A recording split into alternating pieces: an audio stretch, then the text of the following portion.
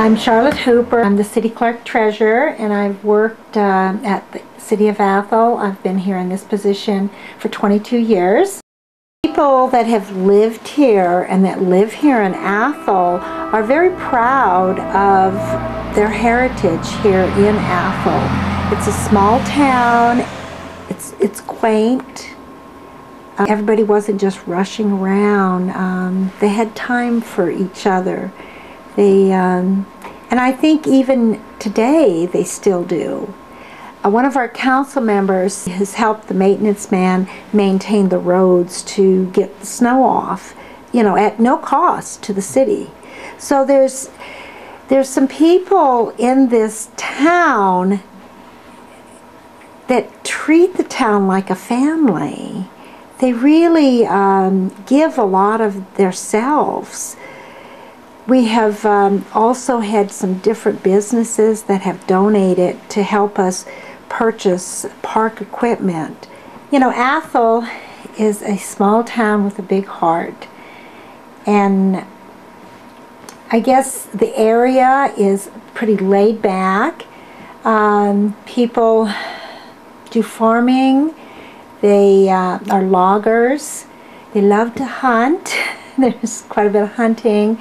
There's, you know, we have snow this year. We've had a lot of snow, and people like to do cross-country skiing and downhill skiing and snowmobiling, and they ride four-wheelers, and that's our activity with hiking along with that also. I've been in Athol for, this will be my 11th year now, so I'm a transplant.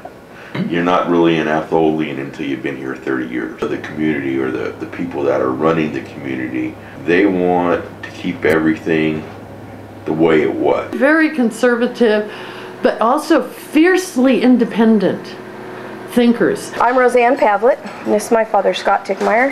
We own the Country Boy Cafe. We had some customers in here, and they were talking about Christmas and maybe doing a community dinner, and one thing kind of led to another, and we decided to do a dinner and all be involved. And we were going to do it amongst the families, and then it changed to, well, let's see if other people in the community would like to get involved. We were over there at Country Boy, and Scott overheard us, and he was excited about it, so he wanted to help out. And we thought, gosh, if he's that excited about helping out, then maybe we should ask some other people. And we went around all the businesses pretty much in one day, and by the end of the day we had all the food donated for the most part. The idea of where we were going to get the food at, so we thought about getting the community involved, and so we got together and discussed that, and so that's what we did. The businesses that were involved, they contacted their suppliers, and their suppliers were very positive, so we extended it farther out of the community, went from Athol to Coeur d'Alene to Spokane and everywhere. The whole community, not just Athol, but the whole surrounding community came. And we ended up with 50 people calling and wanting to serve. And we decorated the whole upstairs of the Athol Community Center in probably 2.5 hours. It was a massive effort, and people just kept coming in and coming in. I mean, you just pointed people in directions to do things, tell them what to do, and it was done. And there were times that people, they noticed things that needed to be done, and just took it upon themselves to take care of those things, and that I thought was a real blessing, because I called it organized chaos, because it was, you know, everybody helping out. You know, we did other things, you know, to help out, cook some food and did stuff like that. And it was all for a good cause, and as it turned out, it was really I think a bang-up success. And if it wasn't for the whole community pitched in, everybody that could. I think at some point we even had to turn away people because we just had too much help. Well, I think it was a blessing the way they took a basketball court and turned it into a dining room, and how beautiful it ended up looking. We prepared some of the food and helped with the decorating and with the organization of it all. And the serving. And the serving. We made a few hams, we made some mashed potatoes and gravy, had the paper products and some vegetables. Yeah, and vegetable trays. I had a restaurant a long time ago, and I still have tons of restaurant stuff. And I said, you know, it's really lousy to eat off of paper plates. For some reason, the food just doesn't taste as good, no matter how well it's prepared, excuse me. So I said, you know, I have about 120 plates and silverware settings and stuff that I have. Would you guys want to use that? But, you know, we got to wash them and stuff, and everybody just jumped on that. We were there getting ready to serve, and I mean, people started coming in, and it started filling up, and it was beautiful. Yeah. Could not even, the plates were so big you couldn't fill them. And the dessert was great, and the service was great, and it felt like family, a banquet. We had a giving tree where you could take children's names of needy families, and several people in the community had done that, and then they had taken the toys over to the community center and dropped them off.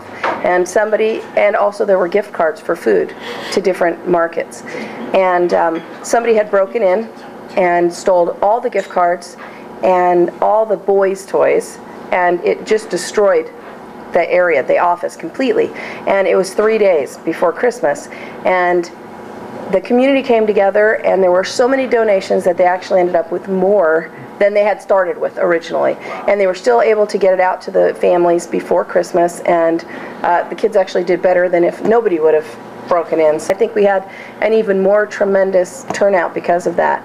There were a lot of people, and it was more about not being alone on Christmas, about having somebody to spend it with, than about finances. Well, the response was great as far as that goes. There was served about 200 people. And that 200 included 38 meals that were delivered to homebound people. Joel and Kyle, my two sons, they were out running around. And our nephew, Michael. Yes, right, our nephew Michael. They were out all running around making the deliveries and stuff. Oh, it was great. They had the whole upstairs, the gym, where they had decorated it beautifully, but then they had movie screen going for kids, and they had the music, and then they had the banquet along the left side with everybody just dressed up. Usually if you go to a dinner, any kind of dinner, you have plastic forks and plates, and that made the whole difference, you know, and it made you feel like you were at home. Decorations, and then the singing, and everybody just singing together, howling. Oh, we loved it.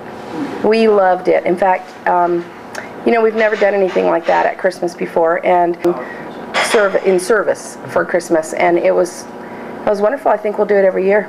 Yep. And I thought it was great, and hope we're going to do it again next year. You know, and we did. It was almost perfect. I mean, just about perfect. And yeah, maybe the food could have been a little bit hotter, but we got to learn, you know. And the facilities there aren't exactly the greatest for that type of a situation, but it worked out perfectly. When you walked in the room, you went, wow, you know. So it was such a contrast. So maybe next year we'll fix the front up too. I believe that more people will come next year as the word gets out. And I think that to me is what's so special about it, is it's the groundswell, you know? Yeah.